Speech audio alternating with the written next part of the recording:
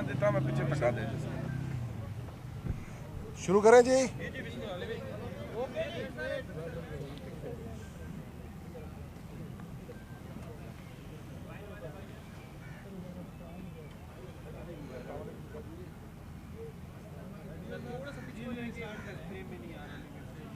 जी भाई स्टार्ट करें। शुरू करें।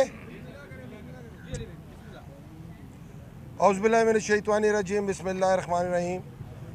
आपके सामने ही आजकल पाकिस्तान के जो हालात चल रहे हैं और पाकिस्तान की आवाम का जो हशर हुआ है और जो आपके सामने गुर्बत, बेरोज़गारी और अब बात आटे तक आ चुकी हुई है।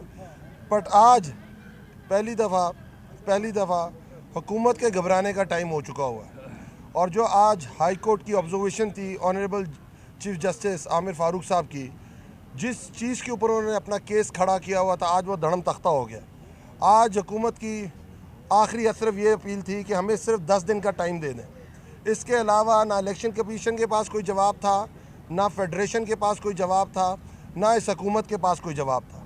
उन सारे तीनों वकीलों के पास कोई जवाब नहीं था। जज साहब ने उनसे पूछा कि आप इलेक्शन 10 दिन में करा सकते हैं।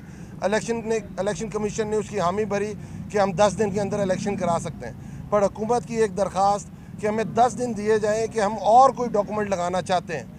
उनके जितने बाकी मानदा पुराने डॉक्यूमेंट थे वो धड़म तख्ता हो गए।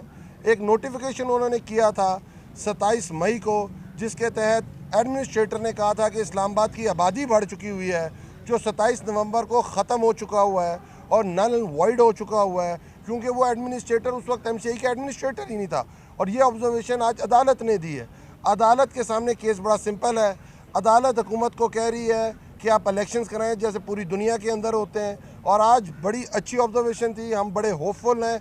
इंशाअल्लाह ताला अगली तारीख 10 तारीख, जब भी 10 दिन बाद तारीख लगेगी ऑनरेबल हाई कोर्ट के अंदर, मेरा ख्याल है उस दिन इस्लामाबाद के इलेक्शंस की डेट आ जाएगी। और इस महीने इंशाअल्लाह ताला इसी महीने इस्लामाबाद के अंदर लोकल गवर्नमेंट इलेक्शंस होंगे।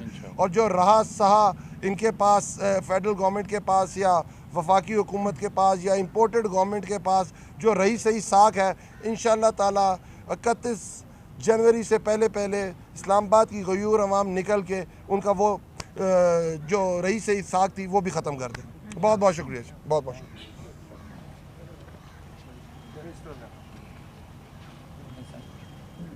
ठीक है जी।